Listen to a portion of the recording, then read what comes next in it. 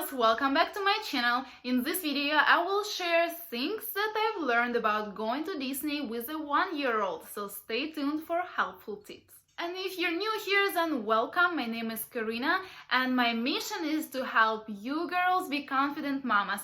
That's why I share parts of my life as well as tips and knowledge from different courses, research and personal experience. Like today, here on my channel, I make videos on numerous motherhood topics as well as pregnancy, natural birth and breastfeeding every single week. And if this sounds interesting to you, consider subscribing and let's get into today's video.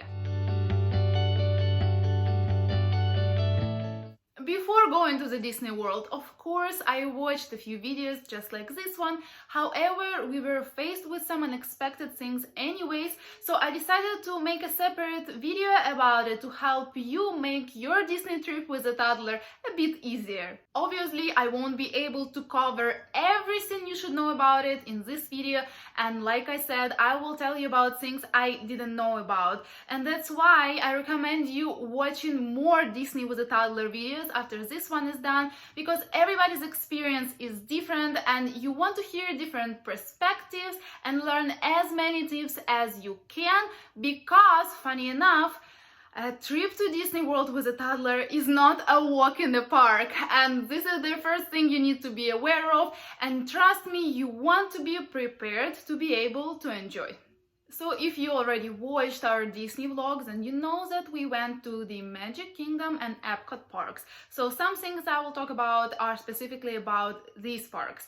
And if you haven't watched our vlog yet, I will have it linked up here and in the description below. Watch it after to get a closer look at our trip. Okay, so the first unexpected thing faced us even before we stepped into the Disney World, and it's about shuttles and strollers. And we stayed off Disney, so before we booked our hotel, we made sure that they had a shuttle to Disney. We bought our shuttle tickets the night before in person at the front desk. Yes, they're not free. But the next morning, the driver of the bus refused to take us because of our stroller. Apparently, we were only allowed to bring an umbrella stroller, and our stroller is a foldable stroller. And it's very compact and small. It's part of our Graco system, travel system, but it's not umbrella stroller. And nobody told us about that. Well, it was not the best way to start the day, but long story short, luckily we had our car with us. We drove to Orlando, so we just drove to Disney World ourselves and parked there for a little more than the cost of the shuttle.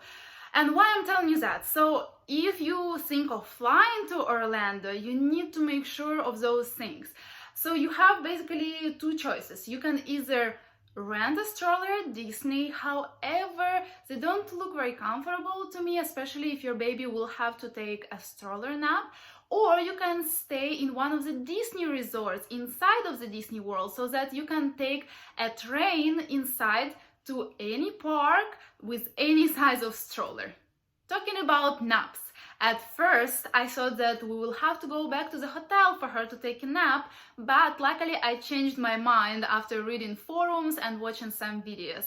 And why is that? Because your kid will be overstimulated and most probably he will not fall asleep at his or her usual nap time, and most certainly he or she won't sleep in the room because of all these emotions they get in the parks. Just go with the flow. For example, with Michaela, she even took 2 naps instead of 1 that she usually takes, and what happened most of the times, she just showed the signs of readiness to sleep. I nursed her and then I transferred her to the stroller, and one time she fell asleep on the boat ride. You can see it in the vlog. That was so sweet.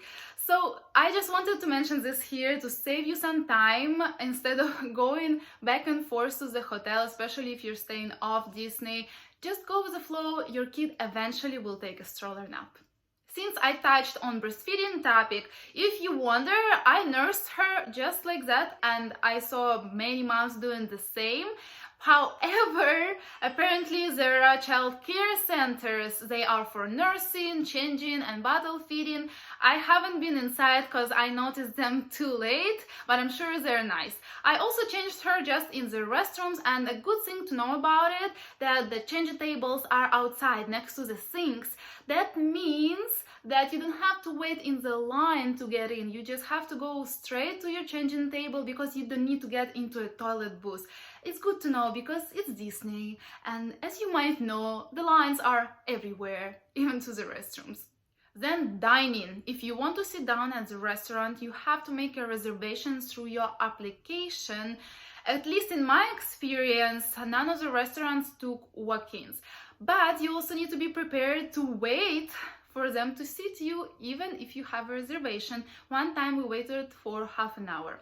Another thing to be aware of is that in Magic Kingdom you can have your glass of wine only inside of the restaurant. However, in Epcot you can have a drink outside while your child takes a stroller nap. Next, fast passes. If you didn't know, at Disney parks everybody gets 3 fast passes per day. You cannot buy a fast pass like in Universal, for example. So the tip here is reserve your fast passes days in advance, especially for those rides that have the longest wait times, for the most popular rides.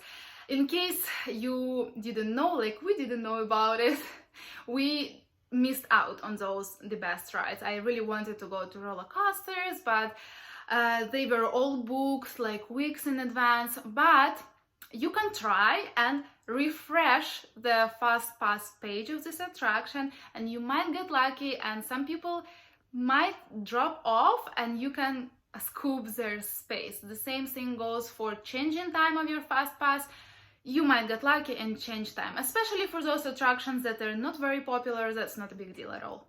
Now, there are some rides that your kid cannot go to, but what if you and your partner both want to go to this ride? Well, there is this thing called rider switch, and what it means is one of you goes in the line and does the ride while the other one watches the toddler. Usually they have separate areas for that. And then the second person goes in a fast pass lane regardless if you had a fast pass for this attraction or not.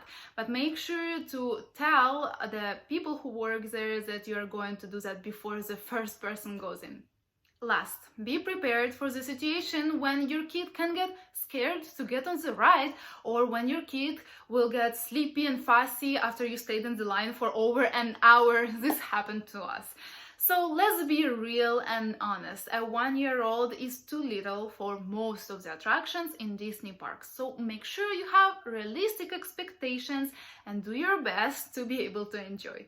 I hope this video was helpful. If so, give a big thumbs up. It's very important for the YouTube algorithm. And if you have any questions, feel free to ask me in the comments below. I'm always glad to help if I can. And subscribe to my channel for a fresh video every single Thursday. And I want to wish you to have fun at the Disney World with your little one. And I'll see you next week. Bye.